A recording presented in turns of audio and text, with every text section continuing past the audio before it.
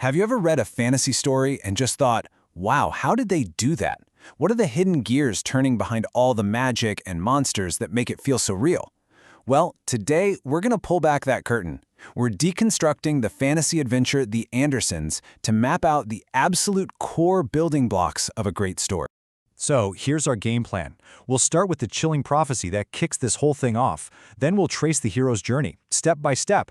After that, we're going to dissect the major conflicts. The good versus evil stuff.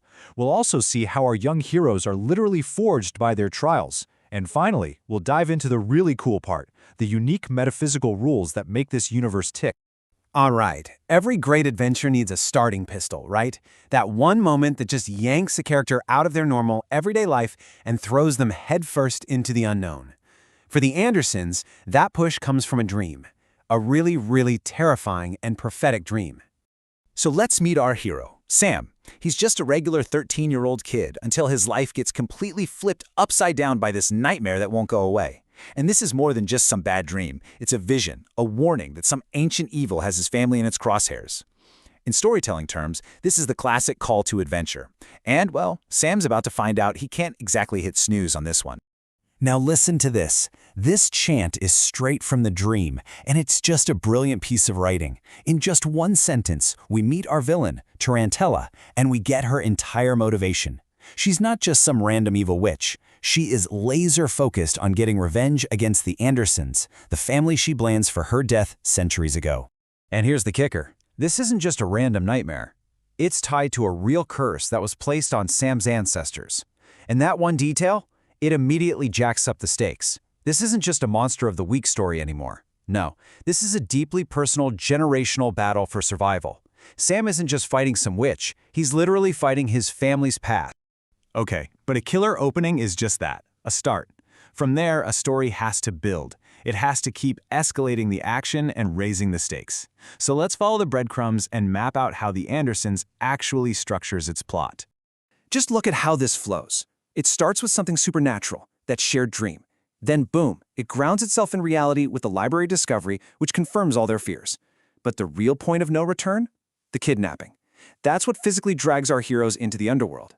This forces them to fight, to awaken their powers, and it all leads directly to that final, massive showdown. And it wraps up with them accepting a brand new, much bigger destiny. It's a perfect hero's arc. Now, all that action isn't just happening for no reason. It's all driven by conflict. And the best stories, they have layers of conflict, right?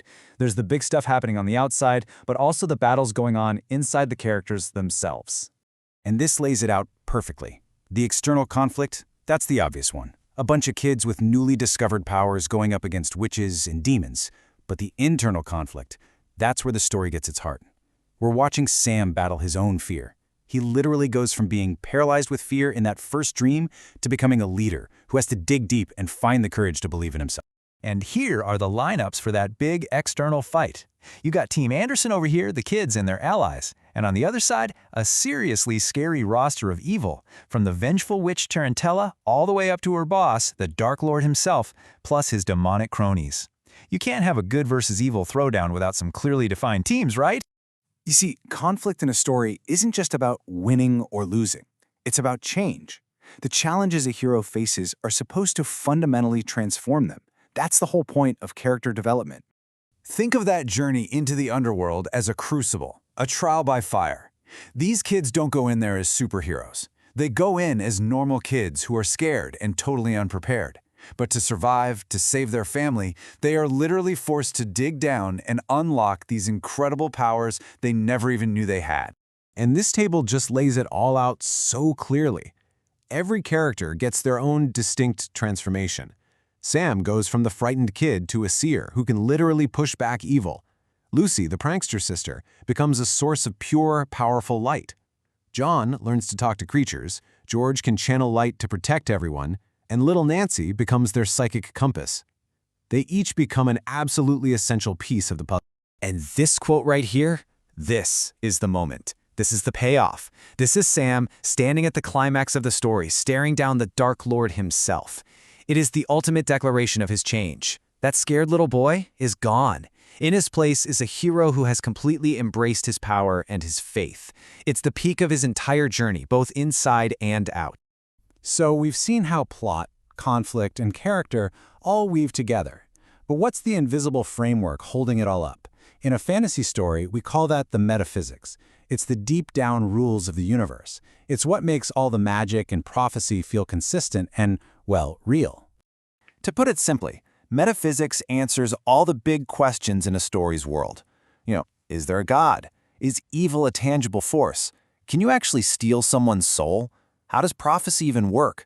The answers to those questions end up shaping every single thing that happens in the story. And in The Andersons, the metaphysics are right there, front and center.